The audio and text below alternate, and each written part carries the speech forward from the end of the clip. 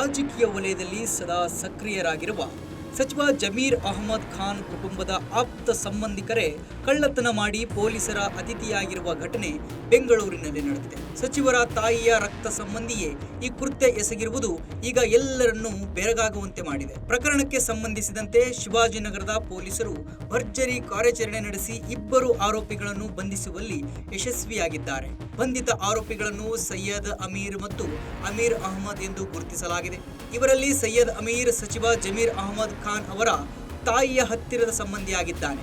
ಸೈಯದ್ ಅಮೀರ್ ಜೊತೆಗೆ ಟ್ರಾವೆಲ್ಸ್ ವ್ಯವಹಾರದಲ್ಲಿ ಕೆಲಸ ಮಾಡುತ್ತಿದ್ದ ಅಮೀರ್ ಅಹಮದ್ ಕೂಡ ಈ ಕಳ್ಳತನದಲ್ಲಿ ಭಾಗಿಯಾಗಿದ್ದ ಎನ್ನಲಾಗಿದೆ. ಆರೋಪಿಗಳು ಟ್ರಾವೆಲ್ಸ್ ಬಿಸಿನೆಸ್ ನಡೆಸ್ತಾ ಇದ್ರು.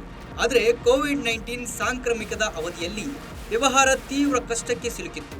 ಸೈಯದ್ ಅಮೀರ್ ರಕ್ತ ಸಂಬಂಧಿ ಆಗಿದ್ದರಿಂದ ಪ್ರತಿದಿನ ಜಮೀರ್ ಮನೆಗೆ ಬಂದು ಹೋಗುತ್ತಿದ್ದ. ಮನೆಯವರೊಂದಿಗೆ ಅತ್ಯಂತ ಆತ್ಮೀಯವಾಗಿ ಒಳ್ಳೆಯವನಂತೆ ನಡೆಸಿದ್ದ. ಇದೇ ನಂಬಿಕೆಯನ್ನು ಬಳಸಿಕೊಂಡು 2023ರಿಂದಲೇ ಸಣ್ಣದಾಗಿ ಚಿನ್ನಾಭರಣಗಳನ್ನು ಕದಿಯಲು ಶುರು ಮಾಡಿದ್ದ.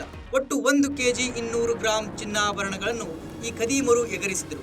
ಬಂಧಿತರಿಂದ ಪೊಲೀಸರು ಸುಮಾರು 1,13,00,000 ರೂಪಾಯಿ ಮೌಲ್ಯದ 759 ಗ್ರಾಂ ಚಿನ್ನಾಭರಣಗಳನ್ನು ವಶಪಡಿಸಿಕೊಂಡಿದ್ದಾರೆ. ಇಷ್ಟು ದಿನ ಸಚಿವರ ಮನೆಯಲ್ಲೇ ಇದ್ದು ಕನ್ನ ಹಾಕಿದ ಈ ನಂಬಿಕೆ ದ್ರೋಹಿಯ ಕೃತ್ಯ ಈಗ ಶಿವಾಜಿನಗರದ ಪೊಲೀಸ್ ಠಾಣೆ ಮೆಟ್ಟಿಲೇರಿದ್ದು ತನಿಖೆ ಮುಂದುವರೆದಿದೆ.